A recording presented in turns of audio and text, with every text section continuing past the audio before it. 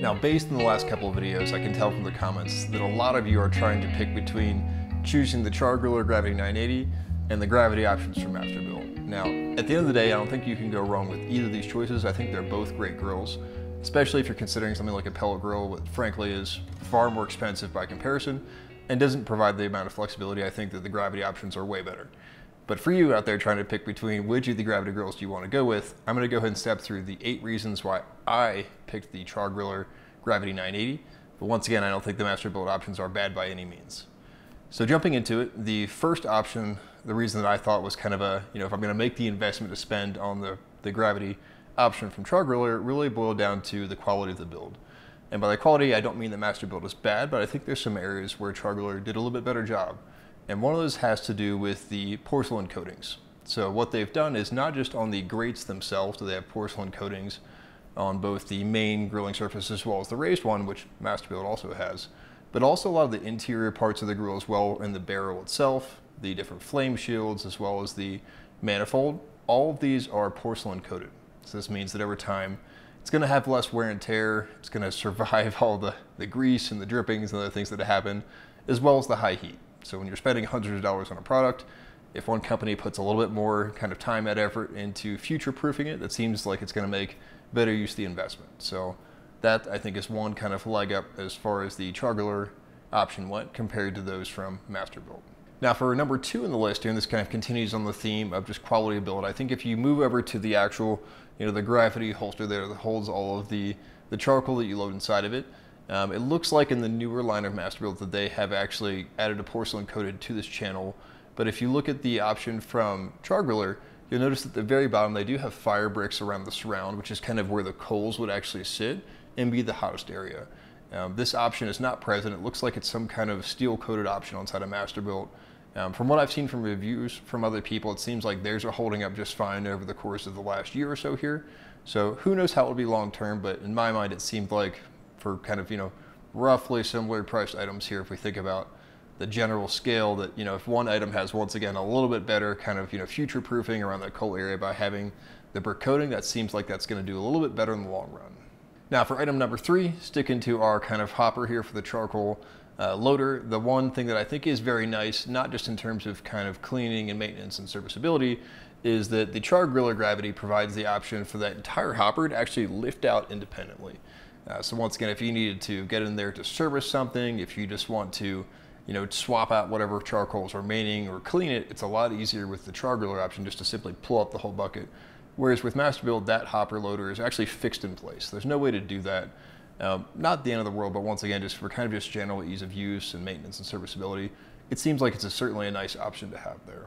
All right, so for item number 4 on the list, jumping back into the inside of the grill here, I think a real differentiator, and this is something that I haven't personally experienced myself, but just from reading reviews from other people, I've seen kind of them having issues with that. And that was with the Masterbuilt 560, where it occasionally experiences flame-up issues. Now, what Char-Griller seems to have done to combat this, both from the flame-up side of things, as well as just generally having really even heat, is they've added a flame shield on top of the manifold that helps ensure that, drippings that fall down aren't, lighting up and causing flames to spread, but also so that the heat coming up out of the manifold itself, the flame shield has different little kind of holes and rivets in it, so that way it ensures that as the heat rises, it's spread throughout the entire surface of the grill.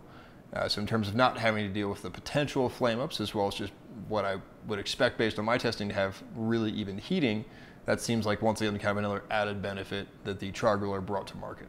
For number 5 on the list here, what we've got also, if we just think about the general kind of ease of cleaning, I think one area that the Char-Griller also provides is the actual manifold that kind of carries the heat out. If you look at that on the Masterbuilt, it's really just kind of a big box that you just have to kind of grab somewhere, which on a brand new grill, not a big deal because it's not that messy, but over time, because all the drippings are going to be falling down on that, it's going to get really nasty. So just kind of having to grab that box to pull it out if you really want to clean the bottom of the barrel, it's going to be a little bit messy. It's going to be kind of a pain. What Char-Griller's done, which is really handy, is there's actually a handle on each end on opposite sides. That way if you want to kind of pull it out and lift it, it makes it super easy. Once again, not the end of the world, but if we just think about the kind of general convenience of having to pull out that manifold for cleaning, certainly makes it nice. One actually bonus that I will give to Masterbuilt is on their newer, larger grills, that on the back of it, you actually have a tray that can slide out to make kind of ease of cleaning where the grease kind of funnels into that. So from ease of cleaning, that certainly helps. I haven't tested it, so I don't know if that causes issues like heat leaks or kind of extra air movement inside the chamber. But just generally from a cleaning standpoint, that seems like they've done something to enhance that there. All right, so for number 6 on the list, some people may love this, some people may not care, but I think it actually helps, and that's having an actual rear damper on the back of the barrel that just makes the ability to kind of give you a little bit more control over how much smoke is kind of inside the barrel, as well as how much just general airflow is circulating. Now, this is something that is provided on the Char-Griller option, which is just a quick little slide panel on the back. On all of the options for Masterbuilt, unfortunately, this is not in place, so can't say for certain why it's not there. Maybe it doesn't make a huge difference, but for me, if I kind of think about, whether I'm smoking or grilling, it makes a little bit easier just to kind of have a little bit more control over the types of airflow settings in there. All right, so for item number 7, I know that everybody knew I was going to get to this eventually, but it's about time before we get to the end of the list here, but that is always price. So when we think about price, looking at these kind of 3 options, Char-Griller only provides the one grill option. It's the Char-Griller, the Gravity, the 980, and that comes in at, as I checked today, current prices at Lowe's at least, it's $599. If we look at the Masterbuilt options, you've got the 560s, the little bit smaller one. It is $499, and the 1050, the newer, larger one, is $799. So if we just round these numbers up, we've got $500, $600, or $800. So knowing that the 560 from Masterbuilt is a good deal smaller, I'll just kind of quickly compare the 980 to the 1050, which while the Masterbuilt 1050 is a little bit larger, they're very close in size. So looking at that, just at an obvious glance, there's a $200 price difference. So that is considerable in the grand scheme of things. If we think about being able to get the grill and not, that could be a deal breaker for many people. Now, obviously, if you really like the Masterbuilt brand, you want to stick with it, go with Masterbuilt. It's still a great grill. But if you're kind of indifferent there and you just really are looking for like, all right, I just want to get a Gravity, don't really want to overthink this too much. If there's price sensitivity involved, it may be worthwhile considering the Char-Griller, and that certainly played into it for me. Now, being an engineer, I also took the price comparison to a little bit nerdier level, and I actually did a division here of the actual price of the grill divided by the amount of square inches available, trying to think about a price per square inch.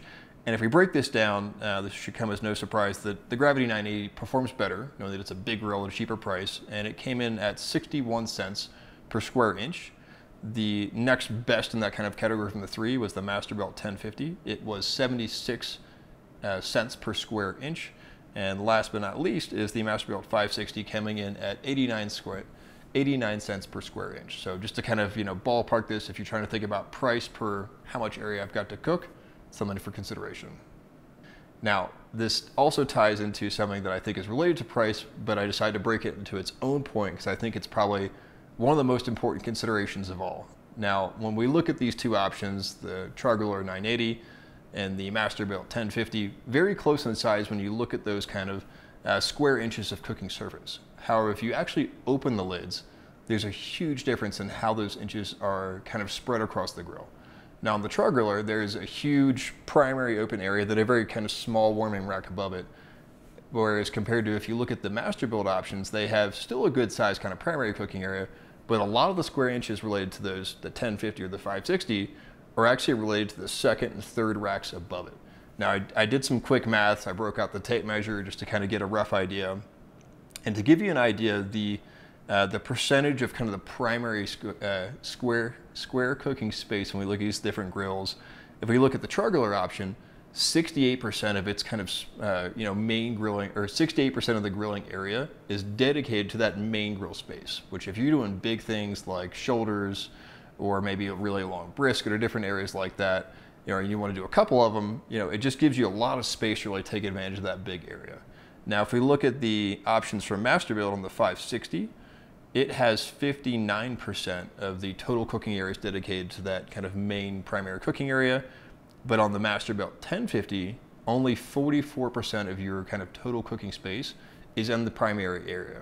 So over half of that is actually in the racks above that, which if you're doing smaller things, maybe you want to toss some vegetables up there, it's not a big deal.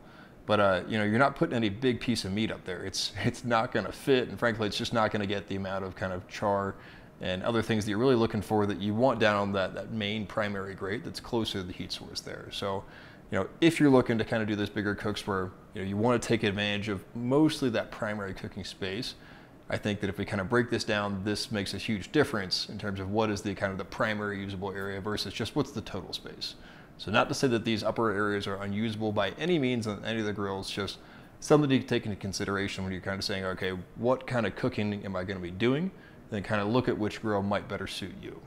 So that kind of sums it up. These were the 8 key reasons kind of why I personally ended up picking the Char-Griller Gravity 980. Once again, I think the options for Masterbuilt are still great grills. I'd pick them any day over a pellet grill, so that might help ease your decision. But you should do what you feel is best for you. The criteria that I use may not make as much sense for you, so still feel free to, of course, make your own decision and hopefully do what's right for you. So if you found this content helpful, I'd love it if you could kind of support the channel by just giving us the quick thumbs up below. And if you want to stay around for more videos, go ahead and subscribe. If not, I'll also kind of link up some other videos up here that you might also find helpful, also about the Char-Griller Gravity 980. Until next time, have a great day, my friends.